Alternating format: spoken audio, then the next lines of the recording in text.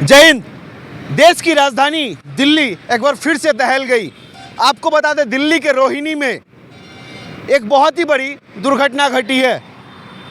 रोहिणी इलाके में CRPF school के पास एक बहुत बड़ा धमाका हुआ है।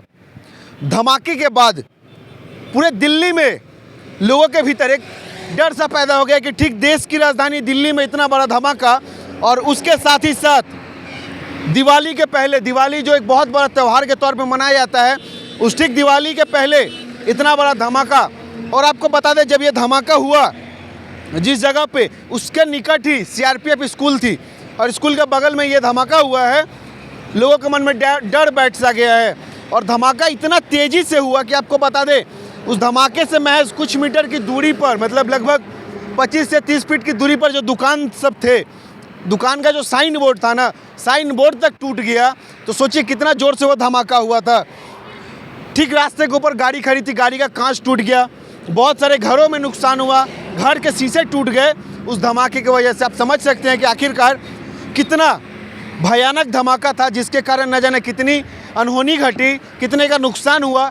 और लोगों के मन में डर बैठ गया कि ठीक दिवाली के पहले आखिरकार ऐसी घटना क्यों घटी और इसके पीछे किसका हाथ है, किसके द्वारा इस घटना को अंजाम दिया गया है। इस पे अभी भी जांच पड़ताल चल रहा है। आपको बता दें, दिल्ली वही देश की राजधानी है जहां पे देश के प्रधानमंत्री से लेकर राष्ट्रपति तक रहते हैं। देश के गृह मंत्री भी वहीं रहते हैं, तमाम बड़े बड़े सांसद वहां रहते हैं। और वही दिल्ली असुरक्षित के तौर पे देखा जा रहा है कि ठीक दिवाली के पहले इतनी बड़ी दुर्घटना घट जाती है। और बाकायदा CRPF, NIA, IB, Delhi police, सभी विंग्स के जो टीम है ना, वो जांच पड़ताल में लग जाती है कि आखिरकार ये ब्लास्ट हुआ कैसे और किसके द्वारा ये ब्लास्ट किया गया। लेकिन हाँ, ये जो जानकारी उठ के सामने आ रही है कि ठीक ब्लास्ट के बाद वहाँ से अगल बगल एरिया से सादा पाउडर के तरह कुछ मिला है।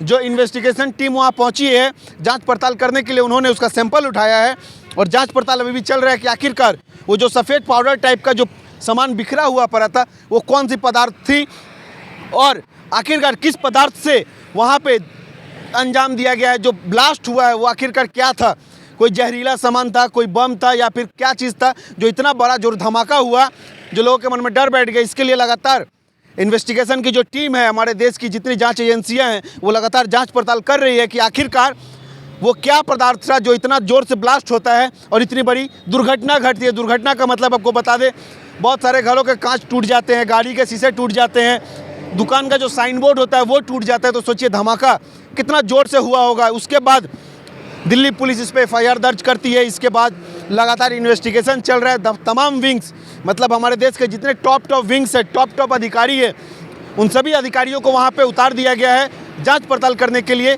और आखिरकार उस जगह पे आखिरकार क्या ब्लास्ट हुआ, क्या फटा, इस पर लोग लगातार नज़रदारी करके रखे हुए हैं और जाँच पड़ताल अभी भी जारी है। देखना यही है कि आखिर वो कौन व्यक्ति है जो इस घटना को अंजाम दिया था और उसकी मानसिकता क्या थी, वो क्या सोच के इस घटना को अंजाम दिया। और दिल्ली हाई सिक्योरिटी एरिया है, देश की राजधानी है, इतने सिक्योरिटी के बावजूद एक सीआरपीएफ स्कूल के बगल में जो पदार्थ रखा गया, जो फटा है, वो पदार्थ लाया किसने, रखा कहाँ से गया, किसके मन में इतना हौसला आया कि देश की राजधानी को दहला दिया इतने बड़े एक धमाके से। जब धमाका हुआ तो आप समझ सकते हैं, स्थानीय लोगों का यह कहना है कि 2-2 किलोमीटर, 3-3 किलोमीटर तक आवाज़ हुआ है उस धमाके का। एक घोर धुआं जो है ना वो ऊपर उठा है। तो आप समझ सकते हैं कितना बड़ा जो है वो धमाका हुआ है। अभी भी जितने हमारे देश की जांच एजेंसियां हैं वो लगातार जांच कर रही है।